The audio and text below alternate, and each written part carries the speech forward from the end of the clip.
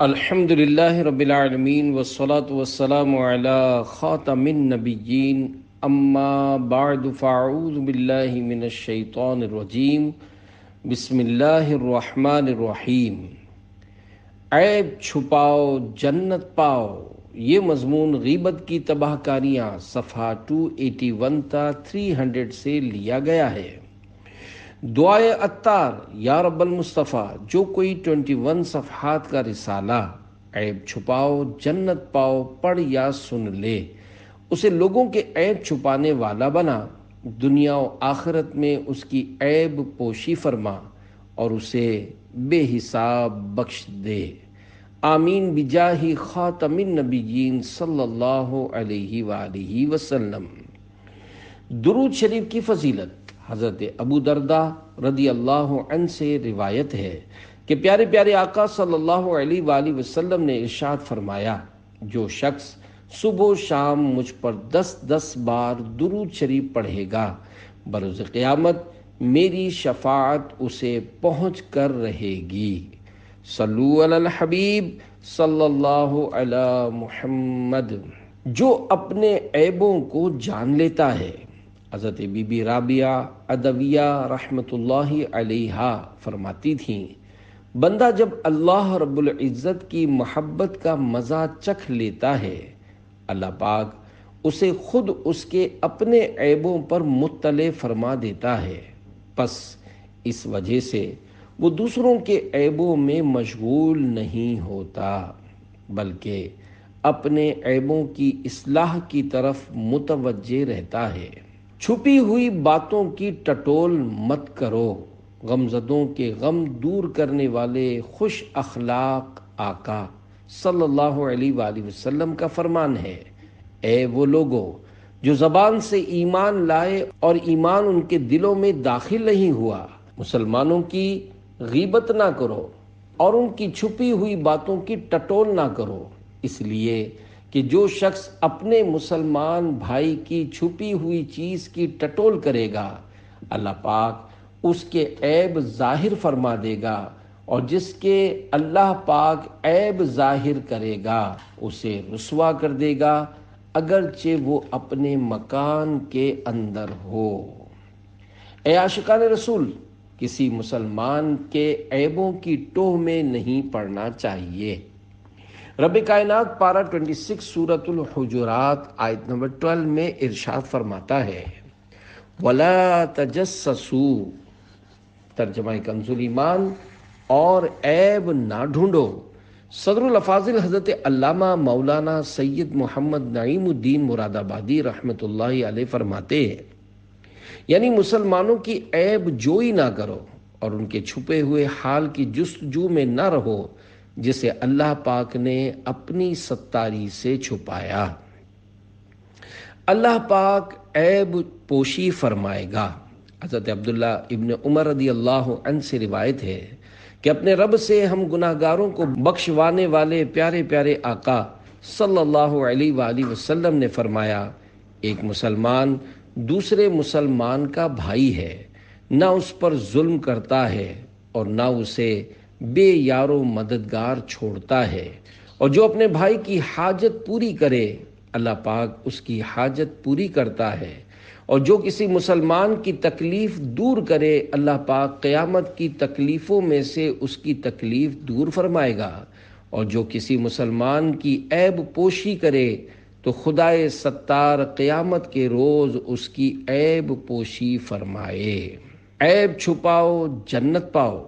حضرت ابو سعید خدری رضی اللہ عنہ سے مروی ہے کہ سرکار دو جہان مدینے کے سلطان صلی اللہ علیہ وآلہ وسلم کا فرمان جنت نشان ہے، جو شخص اپنے بھائی کا عیب دیکھ کر اس کی پردہ پوشی کر دے تو وہ جنت میں داخل کر دیا جائے گا، جہنم میں چیخ رہے ہوں گے۔ اے عاشقان رسول، سبحان اللہ، عیب پوشی کی فضیلت و اہمیت کے بھی کیا کہنے۔ جو چیز آخرت کے لیے جس قدر اہم ہوگی، شیطان اسی قدر اس کے پیچھے لگے گا، لہذا مسلمان کو مسلمان کی عیب پوشی سے روکنے کے لیے پورا زور لگا دیتا ہے، اور نوبت یہاں تک آ پہنچتی ہے کہ آج مسلمانوں کی اکثریت مسلمانوں کی عیب دریوں اور غیبتوں میں مشغول ہے، اور اکثر کوئی کسی کی خامی ڈھکنے کے لیے تیار ہی نہیں، بلا تکلف، بلکہ بسا اوقات تو فخریہ دوسروں کے آگے بیان کر دیتا ہے۔ ان میں سے اگر کسی نے کسی کا عیب کبھی چھپا بھی لیا تو بس عارضی طور پر، جو ہی کچھ ناراضی ہوئی کہ جتنے بھی عیب چھپا کر رکھے تھے سب پر سے ایک دم پردہ اٹھا دیتا ہے۔ خوف آخرت ہی جاتا رہا، یقیناً جہنم کی سزا سہی نہیں جا سکے گی۔ حضرت عیسیٰ روح اللہ علیہ السلام فرماتے ہیں، کتنے ہی صحت مند بدن، خوبصورت چہرے اور میٹھا بولنے والی زبانیں کل جہنم کے طبقات میں چیخ رہے ہوں گے۔ اوروں کے عیب چھوڑ نظر خوبیوں پر رکھ، عیبوں کی اپنے بھائی مگر خوب رکھ پرکھ۔ صلو علی الحبیب صلی اللہ علی محمد، توبو الی اللہ، استغفر اللہ۔ صلو علی الحبیب صلی اللہ علی محمد۔ غیبت ایمان میں فساد پیدا کرتی ہے۔ حضرت حسن بصری رحمۃ اللہ علیہ ارشاد فرماتے ہیں کہ غیبت بندہ مومن کے ایمان میں اس سے بھی جلدی فساد پیدا کرتی ہے جتنی جلدی آکلہ کی بیماری اس کے جسم کو خراب کرتی ہے۔ آکلہ پہلو میں ہونے والے اس پھوڑے کو کہتے ہیں جس سے گوشت، پوشت، کھال سڑ جاتے ہیں اور گوشت جھڑنے لگتا ہے۔ مزید فرمایا کرتے، اے ابن آدم، تم اس وقت تک ایمان کی حقیقت کو نہیں پا سکتے جب تک لوگوں کے عیوب تلاش کرنا ترک نہ کر دو۔ جو عیوب تمہارے اپنے اندر پائے جاتے ہیں تم ان کی اصلاح شروع کر دو اور ان عیبوں کو اپنی ذات سے دور کر لو۔ پس جب تم ایسا کرو گے تو یہ چیز تمہیں اپنی ہی ذات میں مشغول کر دے گی، اور اللہ پاک کے نزدیک اس طرح کا بندہ سب سے زیادہ پسندیدہ ہے۔ ایک نو مسلم کی دردناک آپ بیتی۔ پیارے پیارے اسلامی بھائیوں، الحمدللہ عاشقان رسول کی دینی تحریک دعوت اسلامی اہل حق کی سنت و بھری تحریک ہے۔ اس کے عقائد عین قرآن و سنت کے مطابق ہیں۔ اس سے ہر دم وابستہ رہیے، انشاءاللہ عاشقان رسول کی صحبت کی برکت سے ایمان کی حفاظت کا جذبہ، نیکیوں کی طرف رغبت اور غیبتوں وغیرہ گناہوں سے نفرت کی سعادت حاصل ہوگی۔ ہر حالت میں ایمان کی حفاظت ضروری ہے۔ اگر ایمان پر خاتمہ نہ ہوا تو عبادت کچھ بھی کام نہ آئے گی۔ فرمان مصطفیٰ صلی اللہ علیہ وآلہ وسلم، انما الاعمال بالخواتیم، یعنی اعمال کا دار و مدار خاتمے پر ہے۔ چاہے کیسی ہی آفت آن پڑے، ایمان ہرگز متزلزل نہیں ہونا چاہیے۔ اس ضمن میں ایک نو مسلم کی دردناک آپ بیتی سننے سے تعلق رکھتی ہے۔ چنانچہ دہلی ہند کے علاقے سلیم پور کے مقیم 22 سالہ نوجوان کے قبول اسلام کا ایمان افروز واقعہ کچھ یوں ہے۔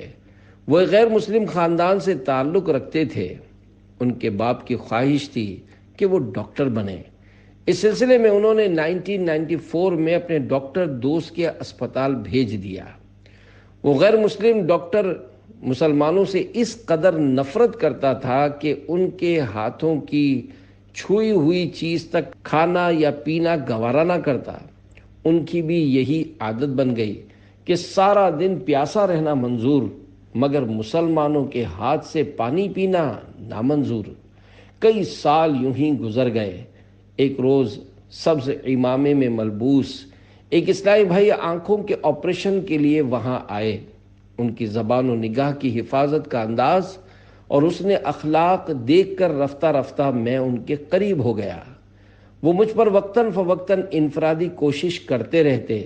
کچھ دنوں بعد وہ اسلامی بھائی اسپتال سے چلے گئے، مگر ان کا ان سے رابطہ رہا اور وہ ان کے پاس آتے جاتے رہے۔ ان اسلامی بھائی کے پاس ایک ضخیم کتاب تھی جس کا نام فیضان سنت تھا۔ جب وہ چوک وغیرہ پر اس کا درس دیتے تو انفرادی کوشش کرتے ہوئے انہیں بھی اب درس میں شرکت کی دعوت پیش کرتے۔ وہ سننے بیٹھ جاتے۔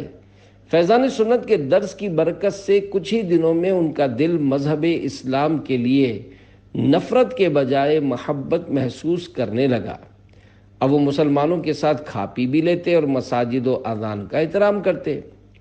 2004 سنہ عیسوی میں ایک روز عاشقان رسول کی مدنی تحریک دعوت اسلامی کے مکتبۃ المدینہ کا رسالہ غسل کا طریقہ انہوں نے پڑھا، مگر صحیح طریقے سے سمجھ نہ سکے۔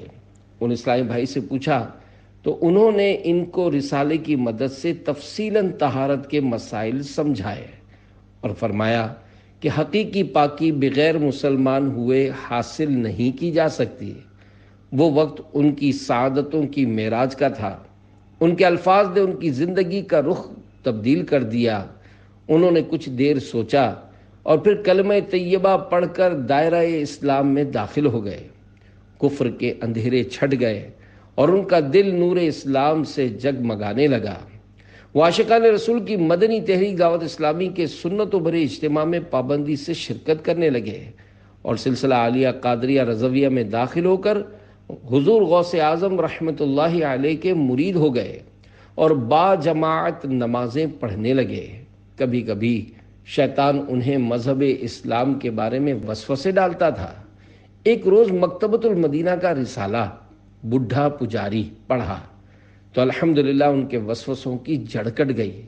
الحمدللہ 18 جولائی 2005 کو عاشقان رسول کے ہمراہ مدنی قافلے میں سنت و بھرے سفر کی سعادت ملی۔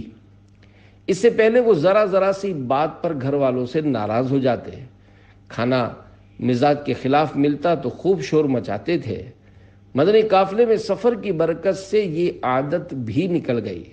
گھر والے ان کی اس تبدیلی پر حیران تھے اور مذہب اسلام سے متاثر ہو رہے تھے۔ وہ داڑھی شریف کی سنت اپنانے کے ساتھ ساتھ سر پر سبز امامہ بھی باندھنے لگے، مگر گھر جاتے وقت اتار لیتے۔ چند دنوں بعد بعض لوگوں نے ان کے خلاف گھر والوں کا منفی ذہن بنایا، جس پر گھر میں سختی شروع ہو گئی۔ اب انہیں بات بات پر ٹوکا جاتا، بلکہ مارنے سے بھی دریغ نہ کیا جاتا۔ انہوں نے تنگ آ کر گھر چھوڑ دیا، مگر کچھ ہی روز بعد بھائی وغیرہ نے بہانے سے بلوایا اور زبردستی نائی یعنی حجام کے پاس پکڑ کر لے گئے۔ جب انہوں نے اس نائی کو بتایا کہ میں مسلمان ہو چکا ہوں تو وہ ڈر گیا اور اس نے داڑھی مونڈنے سے انکار کر دیا۔ ان کے گھر والے بھی داڑھی کاٹنے سے ڈر رہے تھے، مگر افسوس کہ علم دین سے بے بہرا ایک مسلمان نے گھر والوں سے کہا، داڑھی رکھنا ضروری نہیں ہے، ہمیں دیکھو لاکھوں مسلمان کہاں داڑھی رکھتے ہیں۔ یہ سن کر کفر کی تاریکیوں میں گھرے ہوئے گھر والوں کا دل ایک دم کھل گیا اور انہوں نے سوتے میں بلیڈ سے ان کی داڑھی مونڈنا شروع کر دی۔ ان کی آنکھ کھل گئی۔ داڑھی بچانے کی جد و جہد میں ان کا چہرہ لہو لہان ہو گیا۔ وہ رو رو کر انہیں اس کام سے باز رہنے کی التجائیں کرتے رہے، مگر انہوں نے ان کی ایک نہ سنی اور داڑھی مونڈ کر ہی دم لیا۔ چہرے سے بہنے والا لہو ان کے آنسوؤں میں شامل ہو گیا۔ انہوں نے اسی پر بس نہیں کیا، بلکہ انہیں ایک کمرے میں قید کر دیا۔ تن کے کپڑوں کے علاوہ ان کے پاس اور کچھ نہ تھا۔ ان کی نگرانی کی جاتی، مگر وہ کسی نہ کسی طرح چھپ کر نمازیں ادا کر لیتے۔ نیند کی قربانی دے کر بھی اپنا وضو قائم رکھتے تاکہ موقع ملنے پر نماز ادا کر سکیں۔ ان کا کوئی پرسان حال تھا، نہ کوئی ہمدرد تھا کہ جو ہمدردی کے دو میٹھے بول سنا کر ان کی ڈھارس بندھاتا۔ تقریباً 2 ماہ اسی طرح گزر گئے، یہاں تک کہ رمضان مبارک کا مقدس مہینہ تشریف لے آیا۔ انہیں کون سحری فراہم کرتا؟ رمضان مبارک کا روزہ چھوڑنا انہیں گوارا نہ تھا، چنانچہ انہوں نے بغیر سحری ہی روزہ رکھ لیا۔ شام تک جب انہوں نے کھانا نہیں کھایا تو گھر والوں کو تشویش ہوئی۔ وہ جمع ہو کر آئے اور کھانا کھانے کے لیے زور دینے لگے۔ انہوں نے رکھ دیا۔ انہوں نے کہا، رکھ دو، میں کھا لوں گا۔ ان کے جانے کے بعد انہوں نے مزید اصرار سے بچنے کے لیے سالن ادھر ادھر کر دیا اور روٹیاں جیب میں ڈال لیں۔ مگر گھر والوں کو کسی طرح شک ہو گیا اور انہوں نے دن کے وقت زبردستی انہیں کھانا کھلایا۔ وہ دل ہی دل میں کڑتے رہے مگر مجبور تھے، یوں وہ 5 روزے نہ رکھ سکے۔ آخر کار کسی سبب سے گھر والوں کی طرف سے کچھ ڈھیل ملی اور وہ دوبارہ اسپتال جانے لگے۔ وہ بغیر سحری روزے کی نیت کر لیتے اور بظاہر دوپہر کا کھانا ساتھ لے جاتے، مگر شام کے وقت اس سے افطاری کرتے۔ اسی دوران انہوں نے اسلام قبول کرنے کے متعلق قانونی کاغذات بھی مکمل کروا لیے، مگر گھر والوں کو پتہ نہیں چلنے دیا۔ وہ گھر والوں سے چھپ کر جس مسجد میں نماز ادا کرنے جاتے تھے، وہاں کی انتظامیہ نے خوف زدہ ہو کر انہیں منع کر دیا کہ آپ یہاں نہ آیا کریں، کہیں فساد نہ ہو جائے۔ ان کا دل تو بہت دکھا کہ میں مسلمان ہوتے ہوئے بھی حالات کی ستم ظریفی کی وجہ سے مسجد میں داخلے سے روک دیا گیا ہوں، مگر بے بسی تھی۔ بیچارے کیا کر سکتے تھے؟ دعوت اسلامی کا مدنی مرکز وہاں سے بہت دور تھا اور حالات کے پیش نظر انہوں نے خود ہی اسلامی بھائیوں کو رابطہ کرنے سے منع کر رکھا تھا۔ پریشانیوں کے تسلسل نے ان کے اعصاب شل کر دیے تھے اور انہیں کوئی ایسا ہمدرد و غم گسار بھی نہیں ملتا تھا کہ جس کے کندھے پر سر رکھ کر چند اشک بہا کر اپنے دل کا بوجھ ہلکا کر سکے۔ وہ بالکل تنہا تھے۔ ایسے وقت میں انہیں نماز پڑھنے میں بڑا سکون اور حوصلہ ملتا تھا۔ ان کی زبان پر درود شریف جاری رہتا۔ اب انہوں نے ہمت کر کے 3 کلومیٹر دور جنتا کالونی کی مسجد میں باجماعت نماز ادا کرنے کے لیے جانا شروع کر دیا۔ گھر والے ایک بار پھر نرم پڑ چکے تھے۔ ایک روز محلے کے کسی نام نہاد مسلمان نے گھر والوں کو اچھا لگانے کے لیے ان کا کچھ اس طرح ذہن خراب کرنے کی کوشش کی کہ ہم بھی آخر مسلمان ہیں، کون سا روز روز نماز پڑھتے ہیں، بس جمعہ یا عید کی نماز پڑھ لیا کرتے ہیں۔ لگتا ہے تمہارا بیٹا کسی جن کو قابو کرنے کا عمل کر رہا ہے، یہ پاگل ہو جائے گا تو تمہیں پتہ چلے گا۔ اس کی باتیں سن کر گھر والے گھبرا گئے اور پھر سے سختی شروع کر دی، حتیٰ کہ درود شریف وغیرہ پڑھنے کے لیے ان کے ہونٹ ہلانے پر بھی پابندی لگا دی گئی۔ گھر والے انہیں پکڑ کر ایک عامل کے پاس لے گئے۔ اس نے بھی کہہ دیا کہ اس پر اثرات ہیں۔ ان حالات سے وہ بہت دل برداشتہ ہوئے اور شاید وہ دوبارہ کفر کی اندھیروں میں کھو جاتے، مگر اللہ پاک کا کرم شامل حال رہا کہ الحمدللہ انہوں نے دعوت اسلامی کے دینی ماحول میں عاشقان رسول کی زبانی محبوب رب ذوالجلال صلی اللہ علیہ وآلہ وسلم اور حضرت بلال رضی اللہ عنہ پر ہونے والے مظالم کی داستانیں سن رکھی تھیں۔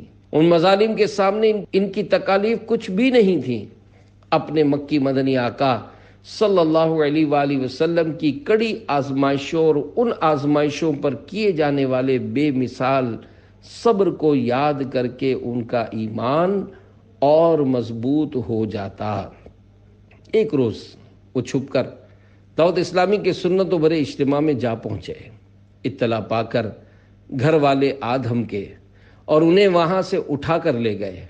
نہ انہوں نے کوئی مزاحمت کی اور نہ کسی کو کرنے دی کہ فساد ہوگا۔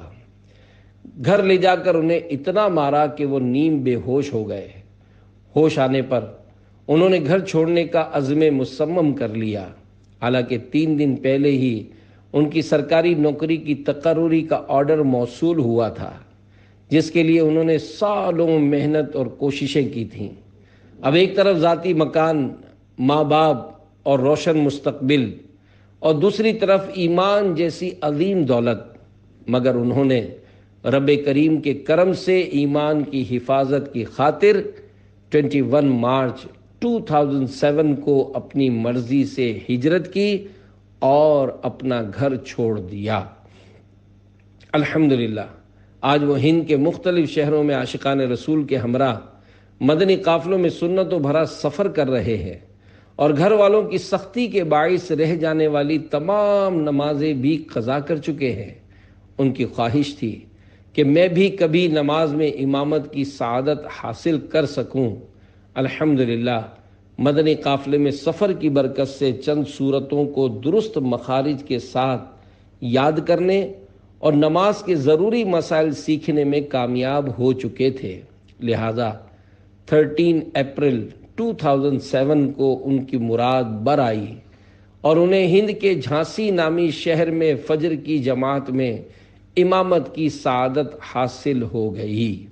ان کا کہنا ہے کہ دعوت اسلامی پر میری جان قربان کہ اس نے کفر کی آگوش میں پلنے والے کو نہ صرف دولت ایمان سے نوازا بلکہ امامت کے مسلح پر لا کھڑا کیا۔ یہ سب میرے رب العزت کی رحمت اور تاجدار رسالت صلی اللہ علیہ وآلہ وسلم کی عنایت ہے۔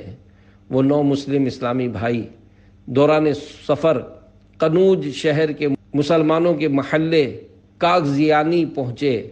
وہاں کی پرانی مسجد کے سامنے والا میدان لوگوں سے بھرا ہوا تھا، کوئی تاش کھیلنے میں تو کوئی جوئے میں مصروف تھا۔ نماز عصر کے بعد وہ ان لوگوں کے پاس نیکی کی دعوت دینے کے لیے گئے۔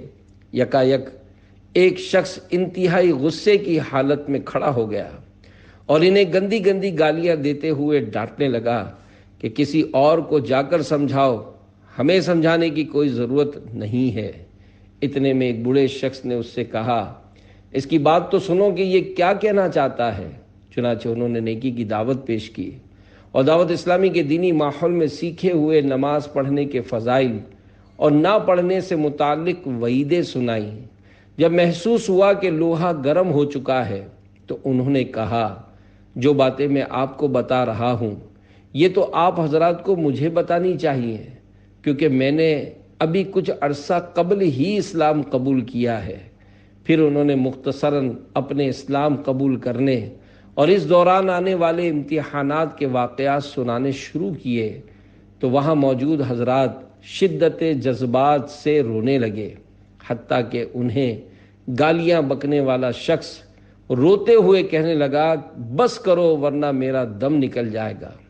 اب یہ تمام لوگ ان کے ساتھ مسجد میں چلنے کے لیے تیار تھے۔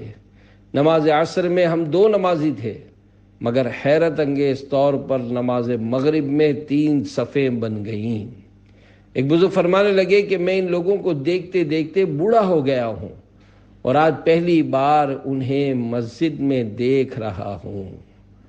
کافروں کو چلیں، مشرکوں کو چلیں، دعوت دین دیں، قافلے میں چلو، کافر آ جائیں گے، راہ حق پائیں گے، انشاءاللہ چلیں، قافلے میں چلو۔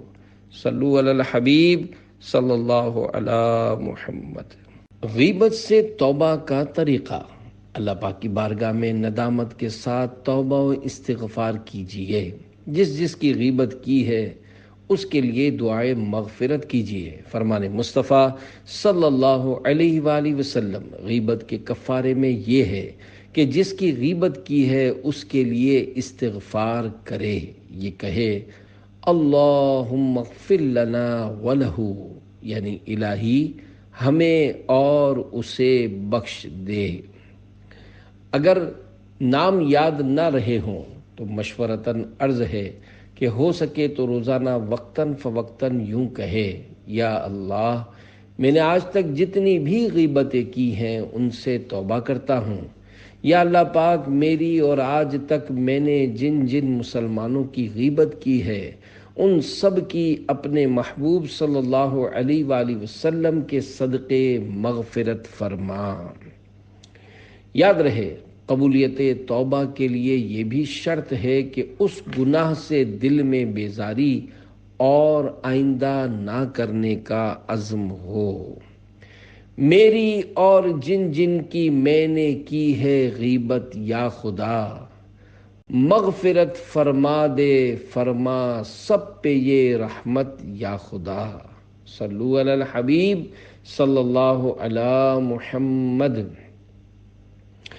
بندے سے بھی معافی مانگے۔ جس کی غیبت کی اس کو پتہ نہیں چلا تو اس سے معافی مانگنا ضروری نہیں۔ اللہ غفار کے دربار میں توبہ و استغفار کیجیے اور دل میں پکا عہد کیجیے کہ آئندہ کبھی کسی کی غیبت نہیں کروں گا۔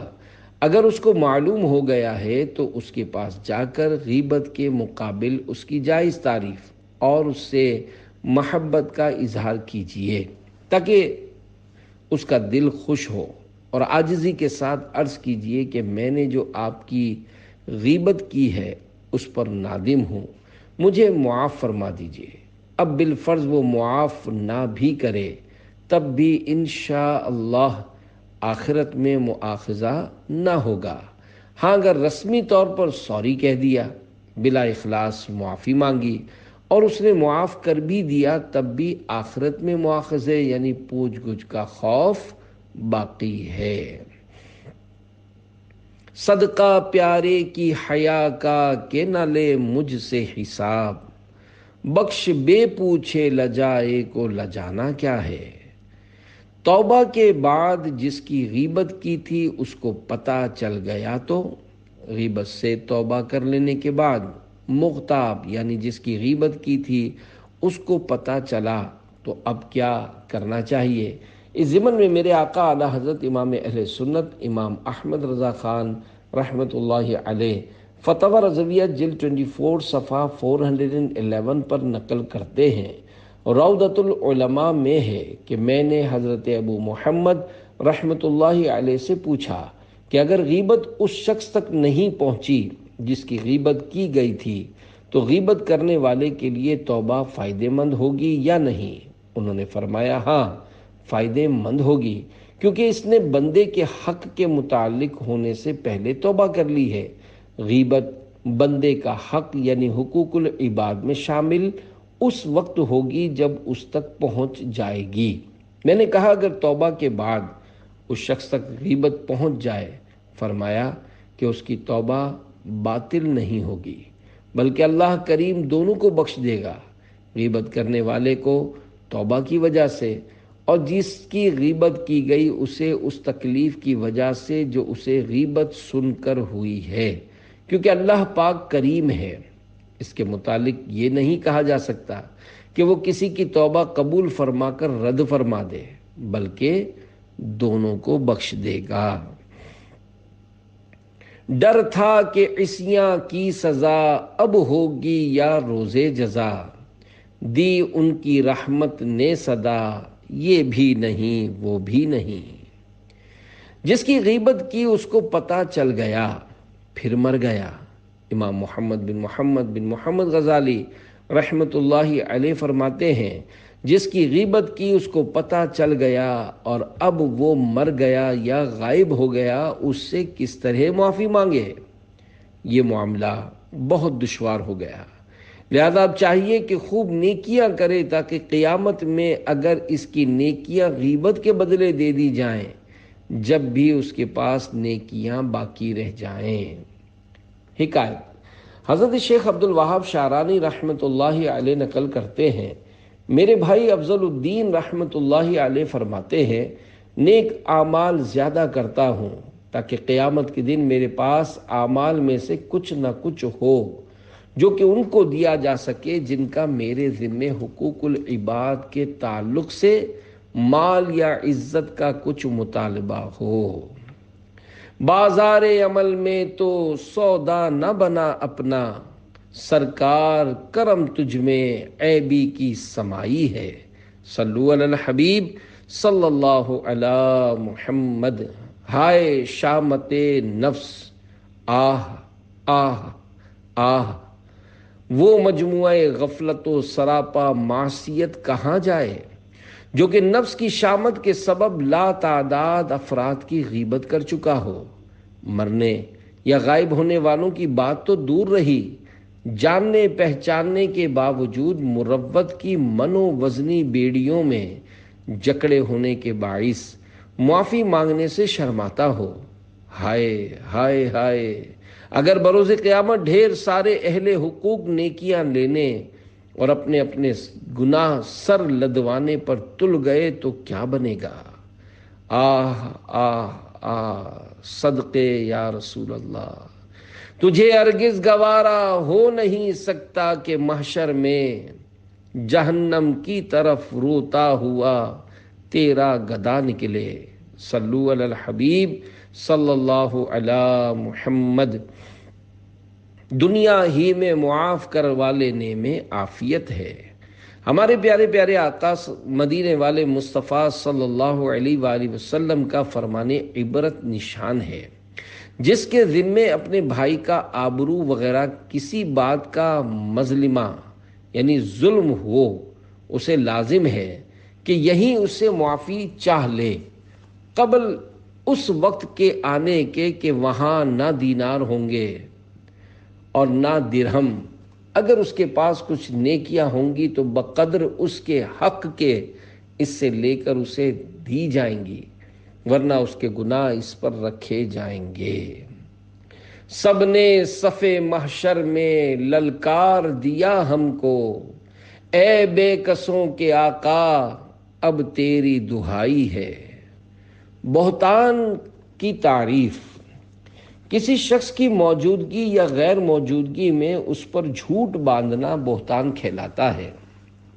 اس کو آسان لفظوں میں یوں سمجھیے کہ برائی نہ ہونے کے باوجود اگر پیٹھ پیچھے یا روبرو وہ برائی اس کی طرف منسوب کر دی تو یہ بہتان ہوا۔ مثلا پیچھے یا منہ کے سامنے ریاکار کہہ دیا اور وہ ریاکار نہ ہو، یا اگر ہو بھی تو آپ کے پاس کوئی ثبوت نہ ہو، کیونکہ ریاکاری کا تعلق باطنی امراض سے ہے، لہذا اس طرح کسی کو ریاکار کہنا بہتان ہوا۔ بہتان سے توبہ کا طریقہ، بہتان سے توبہ کرے، اس توبہ میں 3 باتوں کا پایا جانا ضروری ہے۔ نمبر 1، آئندہ بہتان کو ترک کرنے کا پکا ارادہ کرنا۔ نمبر 2، جس کا حق ضائع کیا ممکن ہو تو اس سے معافی چاہنا، مثلا صاحب حق زندہ اور موجود ہے، نیز معافی مانگنے سے کوئی جھگڑا یا عداوت پیدا نہیں ہوگی۔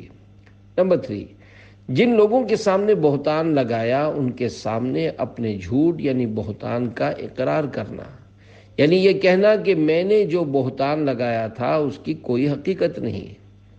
عاشقان رسول کی دینی تحریک دعوت اسلامی کے مکتبۃ المدینہ کی کتاب بحر شریعت 312 صفحات، حصہ 16 صفحہ 181 پر صدر شریعہ بدر الطریقہ حضرت علامہ مولانا مفتی محمد امجد علی اعظمی رحمۃ اللہ علیہ فرماتے ہیں، بہتان کی صورت میں توبہ کرنا اور معافی مانگنا ضروری ہے، بلکہ جن کے سامنے بہتان باندھا ہے ان کے پاس جا کر یہ کہنا ضروری ہے کہ میں نے جھوٹ کہا تھا، جو فلاں پر میں نے بہتان باندھا تھا۔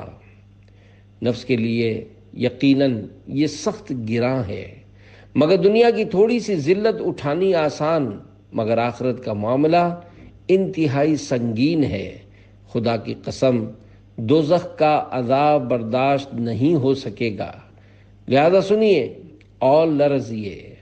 بہتان کا عذاب، سرکار علی وقار مدینے کے تاجدار صلی اللہ علیہ وآلہ وسلم نے فرمایا، جو کسی مسلمان کی برائی بیان کرے جو اس میں نہیں پائی جاتی تو اس کو اللہ پاک اس وقت تک دوزخیوں کے کیچڑ، پیپ اور خون میں رکھے گا جب تک وہ اپنی کہی ہوئی بات سے نہ نکل آئے۔ گناہ کے الزام کا عذاب، لوگوں پر گناہوں کی تہمت لگانے والوں کے عذاب کی ایک دل ہلا دینے والی روایت ملاحظہ ہو۔ چنانچہ جناب رسالت مآب صلی اللہ علیہ وآلہ وسلم نے خواب میں دیکھے ہوئے کئی مناظر کا بیان فرما کر یہ بھی فرمایا کہ کچھ لوگوں کو زبانوں سے لٹکایا گیا تھا۔ میں نے جبریل علیہ السلام سے ان کے بارے میں پوچھا تو انہوں نے بتایا کہ یہ لوگوں کی جھوٹی تہمت لگانے والے ہیں۔ شکی مزاجوں کو تنبیہ، جو شکی مزاج عورتیں اپنے مردوں پر تہمتیں دھرتی اور اس طرح کی باتیں کرتی ہیں کہ کسی عورت کے چکر میں ہے، سب پیسے اسی کو دے آتا ہے وغیرہ، یوں ہی جو وہمی مرد اپنی عورتوں پر اس طرح گناہ کی تہمتیں لگاتے ہیں کہ اس کی کسی کے ساتھ آشنائی ہے، اپنے آشنا کو فون کرتی ہے، اس سے ملتی ہے، گندے کام کرواتی ہے وغیرہ، ان کو بیان کردہ الزام گناہ کے عذاب کی روایت سے عبرت حاصل کرنی چاہیے۔ اس ضمن میں ایک عبرت انگیز حکایت ملاحظہ ہو۔ چنانچہ عورت پر تہمت لگانے کے سبب ہلاکت، حضرت علامہ جلال الدین سیوطی شافعی رحمۃ اللہ علیہ شرح الصدور میں نقل کرتے ہیں، ایک شخص نے خواب میں جریر خطفی کو دیکھا تو پوچھا، ما فعل اللہ بکا، یعنی اللہ پاک نے تمہارے ساتھ کیا معاملہ کیا؟ تو انہوں نے کہا، میری مغفرت کر دی۔ میں نے پوچھا، مغفرت کا کیا سبب بنا؟ کہا، اس تکبیر کہنے پر جو میں نے ایک جنگل میں کہی تھی۔ میں نے پوچھا، فرزدق کا کیا ہوا؟ تو انہوں نے کہا، افسوس، پاک دامن عورتوں پر تہمت لگانے کے باعث وہ ہلاکت میں گرفتار ہوا۔ ہائے ہائے ہائے، ہم نے نہ جانے زندگی میں کتنوں پر بہتان باندھے ہوں گے۔ آہ، جی چاہتا ہے پھوٹ کے روؤں تیرے غم میں، سرکار مگر دل کی قساوت نہیں جاتی۔ ایک دوسرے کو غیبت سے بچانے کا طریقہ۔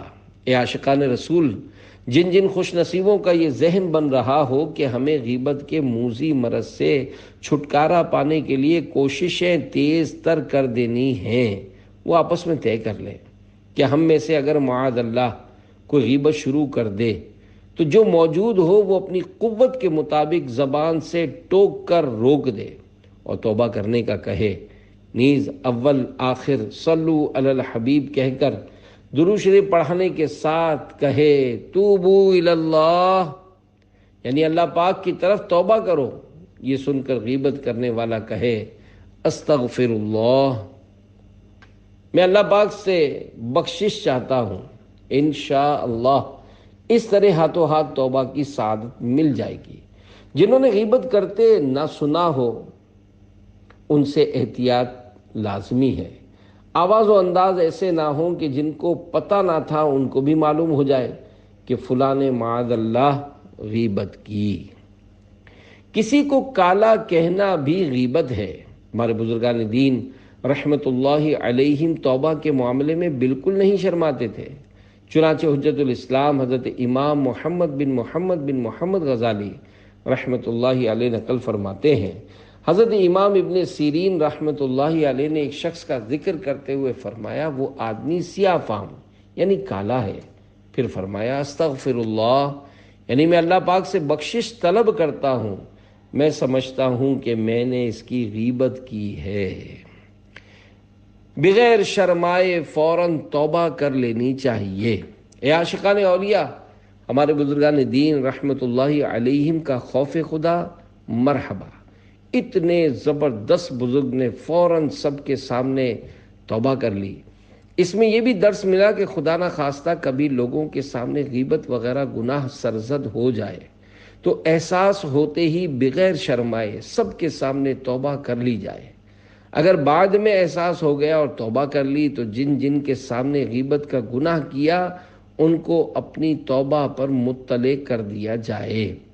توبہ کا یہ قاعدہ ذہن میں رکھیے، جیسا کہ حدیث پاک میں ہے، اللہ پاک کے آخری رسول صلی اللہ علیہ وآلہ وسلم کا فرمان عبرت نشان ہے، جب تم کوئی گناہ کرو تو توبہ کر لو، السر بالسر والعلانیۃ بالعلانیہ، یعنی پوشیدہ گناہ کی توبہ پوشیدہ اور علانیہ گناہ کی توبہ علانیہ۔ اس حکایت سے یہ بھی معلوم ہوا کہ بلا اجازت شرعی پیٹھ پیچھے کسی مسلمان کے جسمانی عیب بیان کرنا، مثلا کالا، بھورا، بدصورت، کوڑی، گنجا، موٹا، لمبا، ٹھنگنا، کانا، اندھا، بہرا، گونگا، بانڈا، بھینگا، لولا، لنگڑا، کبڑا کہنا غیبت ہے۔ بعض اسلامی بھائی کالی رنگت والے اسلامی بھائی کو بلالی کہتے ہیں۔ بلا ضرورت یہ بھی نہ کہا جائے کہ پیٹھ پیچھے سے کہنا غیبت میں شمار ہوگا، کیونکہ جس کو بلالی کے مرادی معنی معلوم ہوں گے، یعنی جو سمجھتا ہوگا کہ میں کالا ہوں اس لیے مجھے بلالی کہہ رہے ہیں، تو اس کو برا لگ سکتا ہے۔ ہاں، اگر کسی مخصوص اسلامی بھائی کی پہچان ہی بلالی ہے تو اس نیت سے بلالی کہنے میں حرج نہیں۔ گناہ ہوتے ہی فوراً توبہ کرنا واجب ہے۔ حضرت امام نووی رحمت اللہ علیہ سے منقول ہے، جو ہی گناہ صادر ہو فوراً توبہ کر لینا واجب ہے۔ خواہ صغیرہ گناہ ہی کیوں نہ ہو۔ کسی کی بات غیبت نہ تھی مگر آپ نے غیبت کہہ دی تو کسی بات کو گناہ بھری غیبت قرار دینے کے لیے معلومات ہونا ضروری ہے۔ اگر آپ نے بے سوچے سمجھے کسی کی بات کو غیبت ٹھہرایا اور اس کے مرتکب کو گناہ گار قرار دیا اور وہ گناہ گار نہیں تھا تو اس صورت میں آپ گناہ گار ہوں گے، توبہ اس پر نہیں آپ پر واجب ہو جائے گی۔ بہرحال آپس میں یہ ضرور طے کر لیجئے کہ غیبت نہ ہو رہی ہو، پھر بھی اگر کسی نے غلط فہمی کے سبب توبو الی اللہ کہہ دیا تب بھی ہم جھگڑے کی کیفیت پیدا نہ ہونے دیں گے، ورنہ شیطان کو دوسرے زاویے سے یعنی لڑوانے اور دلوں میں بغض و کینہ ڈلوانے کے ذریعے گناہ کروانے کا موقع ہاتھ آ سکتا ہے۔ جھگڑے سے بچنے کی فضیلت، خدا نخواستہ کبھی دو اسلامی بھائی لڑ پڑے تو موقع پا کر تیسرا بلند آواز سے صلو علی الحبیب کہہ دے، دونوں درود شریف پڑھتے ہوئے صلح کر لیں۔ جو حق پر ہونے کے باوجود نہیں جھگڑتا اس کا تو انشاءاللہ بیڑا ہی پار ہے۔ چنانچہ مدینے کے سلطان رحمت دو جہان صلی اللہ علیہ وآلہ وسلم کا فرمان جنت نشان ہے، جو حق پر ہونے کے باوجود جھگڑا نہیں کرتا میں اس کے لیے جنت کے اندرونی کنارے پر ایک گھر کا ضامن ہوں۔ استغفر اللہ کہنے کی فضیلت، لوگوں کی موجودگی میں ہر طرح کی معصیت بلکہ ناپسندیدہ حرکت مثلا فضول گوئی صادر ہونے پر بلکہ موقع کی مناسبت سے بلا عنوان بھی بلند آواز سے اول آخر صلو علی الحبیب کے ساتھ توبو الی اللہ کہہ دینا چاہیے کہ ہر وقت توبہ و استغفار کرتے رہنا کار ثواب ہے۔ فرمان مصطفیٰ صلی اللہ علیہ وآلہ وسلم من استغفر اللہ غفر لہ، یعنی جو کوئی اللہ پاک سے استغفار یعنی مغفرت طلب کرے گا اللہ پاک اس کی مغفرت فرما دے گا۔ استغفر اللہ کہنا بھی استغفار یعنی مغفرت طلب کرنا ہے۔ توبہ کے 3 ارکان ہیں، البتہ گناہ سرزد ہوا ہو تو اس کی محض رسمی توبہ کافی نہیں۔ عاشقان رسول کی مدنی تحریک دعوت اسلامی کے مکتبۃ المدینہ کی کتاب بیانات الطاریہ 480 صفحات حصہ اول کے صفحہ 79 پر ہے۔ صدر الافاضل حضرت علامہ مولانا سید محمد نعیم الدین مراد آبادی رحمۃ اللہ علیہ فرماتے ہیں، توبہ کی اصل رجوع الی اللہ یعنی اللہ پاک کی طرف رجوع کرنا ہے۔ اس کے 3 رکن ہیں۔ نمبر 1 اعتراف جرم، نمبر 2 ندامت، نمبر 3 عزم ترک یعنی اس گناہ کو ترک کرنے کا پکا ارادہ۔ اگر گناہ قابل تلافی ہو تو اس کی تلافی یعنی نقصان کا بدلہ بھی لازم، مثلا تارک الصلاح یعنی بے نمازی کے لیے پچھلی نمازوں کی قضا بھی لازم ہے۔ سبھی غیبت سے بچنے کی ترکیب کریں۔ تمام مسلمان جملہ عاشقان رسول بشمول دعوت اسلامی کی تمام مجالس کے اراکین و مبلغین، مدرسین و طلباء علم دین، معلمین و متعلمین، نیز مدنی قافلوں کے مسافرین وغیرہ غیبت سے بچنے کے مذکورہ طریقوں پر عمل کریں گے تو ان کے لیے انشاءاللہ رحمتیں ہی رحمتیں اور مغفرتیں ہی مغفرتیں ہوں گی۔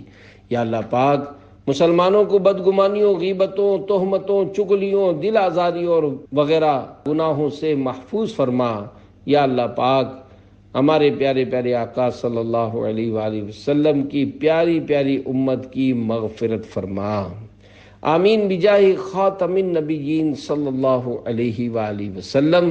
دعائے عطار، یا رب مصطفیٰ صلی اللہ علیہ وآلہ وسلم جو بھی اسلامی بھائی یا اسلامی بہن اپنے یہاں ایک دوسرے کو غیبت سے بچانے کا طریقہ رائج کریں، اس کی اور جو ساتھ دیں ان سب کی غیب سے مدد فرما، ان سب کی غیبت بلکہ ہر معصیت سے حفاظت فرما کر ان کے دلوں میں اپنی اور اپنے پیارے حبیب صلی اللہ علیہ وسلم کی سچی محبت بھر دے، ان سب کو جنت الفردوس میں بے حساب داخل فرما کر پیارے حبیب صلی اللہ علیہ وآلہ وسلم کے پڑوس میں بسا دے۔ اور یہ تمام دعائیں مجھ گناہ گاروں کے سردار کے حق میں بھی قبول فرما۔ یا اللہ پاک ہمارے پیارے آقا صلی اللہ علیہ وآلہ وسلم کی پیاری امت کی مغفرت فرما، آمین بجاہ خاتم النبیین صلی اللہ علیہ وآلہ وسلم۔ فرمانے آخری نبی صلی اللہ علیہ وآلہ وسلم، اللہ پاک کے آخری نبی مکی مدنی صلی اللہ علیہ وآلہ وسلم نے ارشاد فرمایا، ہر مسلمان کی عزت، مال اور جان دوسرے مسلمان پر حرام ہے۔